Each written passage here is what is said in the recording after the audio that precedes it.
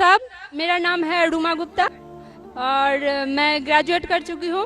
मेरा सवाल है कि अगर एक मुस्लिम लड़का और एक हिंदू लड़की शादी करे और अगर ऐसा हो कि वो मुस्लिम लड़का हिंदू लड़की के घर में नमाज पढ़े और वो हिंदू लड़की उसके घर में जाकर पूजा भी करे, तो ये क्या जायज़ है या नाजायज़ है?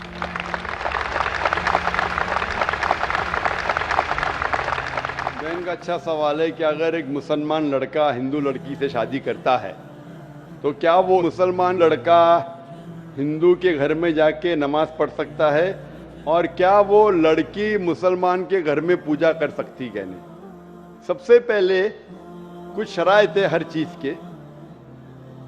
आप अगर गाड़ी रखेंगे और गाड़ी का एक पहिया रखेंगे, साइकिल का एक पहिया रखेंगे, ट्रैक्टर का, तो गाड़ी चलेंगी क्या? नहीं चलेगी। या चारों साइकिल कर दो या चारों ट्रैक्टर कर दो। इसीलिए कुरान की आयत है सूरह बकरा की सूरा नंबर 2 आयत नंबर 221 में अल्लाह ताला फरमाते हैं कि आप मुशरिका से शादी नहीं कर सकते जब तक वो ईमान न लाए। मतलब जो गैर मुस्लिम है और शिर्क कर रही है उससे आप शादी नहीं कर सकते जब तक वो ईमान ना लाए। और एक ईमान लाने वाली औरत चाहे कितनी भी बदसूरत हो वो एक मुशरिका से बेहतर है। और आगे आयत कहती है कि लड़कियां मुशरिक लड़के से शादी नहीं कर सकती जब तक वो ईमान ना लाए। एक मोमिन आदमी चाहे कितना भी बदसूरत हो वो बेहतर है बनिस्बत जो शिर्क करता है। इसकी वजह ये है कि इस्लाम में लिखा है कि अगर आप खुदा के अलावा किसी को और पूछते हैं, किसी और की इबादत करते हैं, ये सबसे बड़ा गुनाह है। और अल्लाह ताला फरमाते हैं सूरह निसा में सूरा नंबर 4 आयत नंबर 48 में और सूरा निसा सूरा नंबर 4 आयत नंबर 116 में कि अल्लाह सुब्हाना व तआला अगर चाहे तो कोई भी गुनाह को माफ कर सकता है, लेकिन शिर्क को कभी नहीं माफ करेगा। अगर एक इंसान मुशरिक जैसा मर गया तो अल्लाह ताला कभी भी उसे माफ नहीं कर सकता, क्योंकि मुशरिक वो शख्स है जो शिर्क करता है।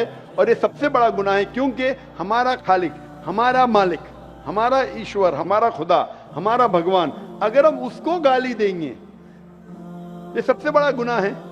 जिसने हमें जिंदगी दी, जिसने ये सारी चीजें हमें दी दुनिया में, अगर हम उसको गाली देंगे, उसके अलावा किसी और की इबादत करेंगे, ये शिर्क हुआ।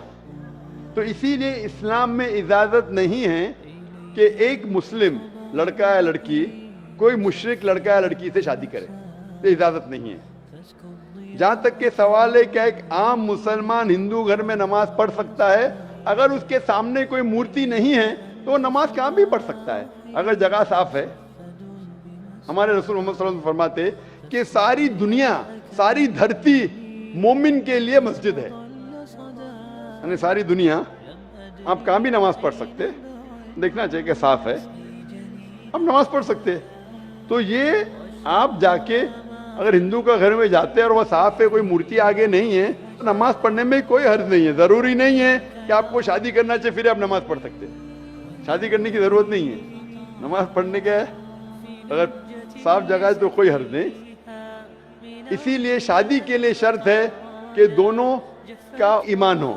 और अगर आप हिंदू मजहब पढ़ेंगे तो हिंदू मजहबी किताब में भी यही लिखा है जो मैंने पहले पेश किया, पहला जो सवाल था भाई साहब का, और मैंने कहा कि हिंदू मजहब में भी यही लिखा है, ना तस्य प्रतिमास्ति, उस ईश्वर, उस भगवान, उस खुदा का कोई अक्स नहीं, कोई मूर्ति नहीं, कोई फोटोग्राफ नहीं, कोई पेंटिंग नहीं, कोई पोर्ट्रेट नहीं, कोई आइडल नहीं, कोई स्टैचू नहीं। अगर ये मान ले कि कम से कम जो यकसा है हिंदू और इस्लाम के मजहबी किताब में, कम से कम उसके ऊपर अमल करे तो अक्सर हमारे मुश्किलात दूर हो जाएंगी। जो यकसा नहीं है उसको कल डिस्कस कर सकते हैं। और अगर आप तहकीक